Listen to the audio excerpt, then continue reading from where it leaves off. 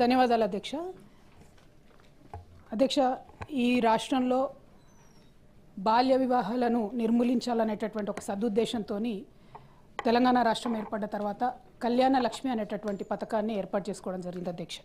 దాంట్లో మ్యాండేటరీగా 18 సంవత్సరాలు నిండినటువంటి తర్వాతనే పేద ఇంటి ఆడబిడ్డ, అది ఎస్సీ అయినా, ఎస్టీ అయినా, బీసీ అయినా, మైనారిటీ అయినా, అదేవిధంగా ఓసీలలో ఉండేటటువంటి పేదవారి కోసం కూడా మరి కళ్యాణ లక్ష్మి అనేటటువంటి పథకాన్ని పెట్టి తొలిసారిగా అధ్యక్ష దాదాపు 13 లక్షల పైచీలకు కూడా వివాహాలకు గడిచిన 10 ఏళ్లలో మరి బీఆర్ఎస్ ప్రభుత్వం కళ్యాణ లక్ష్మి పథకం పెట్టడం జరిగింది అధ్యక్ష. దాని రిపర్కషన్ ఏంటంటే అధ్యక్ష, రాష్ట్ర వ్యాప్తంగా అద్భుతంగా బాల్య వివాహాలు నిర్మూలించడమే కాకుండా దేశవ్యాప్తంగా కూడా మనం అన్ని ఇండికేటర్స్లో పైకి వెళ్ళడం జరిగింది అధ్యక్ష. మహిళా ఆరోగ్యం విషయంలో కావచ్చు, బాల్య వివాహాల నిర్మూలనలో కావచ్చు, మాతా శిశు ఆరోగ్యానికి సంబంధించిన ఇండికేటర్స్లో కావచ్చు అధ్యక్ష. సో ఒక సోషల్ కాన్సెప్ట్తోని బాల్య వివాహాలు నిర్మూలించాలి, అమ్మాయిల ఆరోగ్యం బాగుండాలి, తద్వారా పుట్టినటువంటి బిడ్డల ఆరోగ్యం బాగుండాలి, సమాజం బాగుండాలని చెప్పి ఇది మనం తీసుకోవడం జరిగింది అధ్యక్ష. దాంట్లో మరి మొదలు 50,000తో ప్రారంభించుకున్నటువంటి పథకాన్ని ₹1,00,000 వరకు కూడా ఆనాడు తీసుకొని వెళ్ళడం జరిగింది అధ్యక్ష.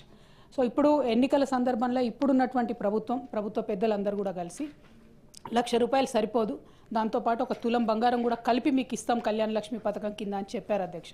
కళ్యాణ మస్తు అని పేరు పెట్టి ఈ పథకాన్ని ఇస్తానని చెప్పి కూడా చెప్పడం జరిగింది అధ్యక్ష.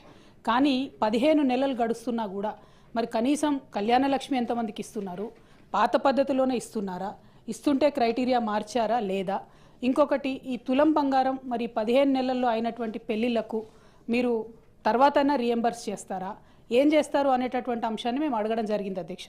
జవాబు చూస్తే చాలా డిసప్పాయింటింగ్ ఉంది అధ్యక్ష. కళ్యాణ మస్తు పథకాన్ని కన్సిడర్ చేస్తున్నారా అంటే సింపుల్గా సాఫ్ సీదా కన్సిడర్ చేస్తలేము అని చెప్పి ఆన్సర్ ఇవ్వడం జరిగింది అధ్యక్ష. అంటే మీరు ఎన్నికల ముందు మహిళలకు తులం బంగారం ఇస్తామని చెప్పి మభ్యపెట్టినామని చెప్పి వాళ్ళ కౌన్సిల్లో ఇచ్చినటువంటి సమాధానం వల్ల ప్రభుత్వం మళ్ళొకసారి నిరూపించుకుందని చెప్పి మేము భావిస్తూ ఉన్నాం అధ్యక్ష. మరి ఇట్లాంటప్పుడు మీరు ఇక మిగతా హామీలను మహిళలకు ఇచ్చినటువంటివి అది 2,500 కావచ్చు, ఇంకోటి కావచ్చు, వాటి పట్ల కూడా మరి కనీసం ఏం ఫోకస్ చేస్తలేరా, ఆ విషయాన్ని కూడా ప్రభుత్వం దయచేసి చెప్పవలసిందిగా నేను డిమాండ్ చేస్తున్నాను అధ్యక్ష. మరి ఇంత సోషల్ కాన్సెప్ట్, ఇంత బ్యాక్గ్రౌండ్తోని మంచి ఇండికేటర్స్తోని చేసినటువంటి కార్యక్రమాన్ని నీరుగార్చడం, మీరు ఇచ్చినటువంటి హామీ మీద ఇంత విస్పష్టంగా మేము అసలు చెప్తలేము, కన్సిడర్ చేస్తలేమని చెప్తే ఇది మహిళలను మీరు మోసం చేసినట్టుగానే మేము భావించవలసి వస్తుందని చెప్పి ఈ సందర్భంగా ప్రభుత్వాన్ని అడుగుతూ కనీసం మరి తర్వాతన్నా ప్రారంభిస్తారా అనేటటువంటి ప్రశ్నను నేను మంత్రి గారిని అడుగుతా ఉన్నాను.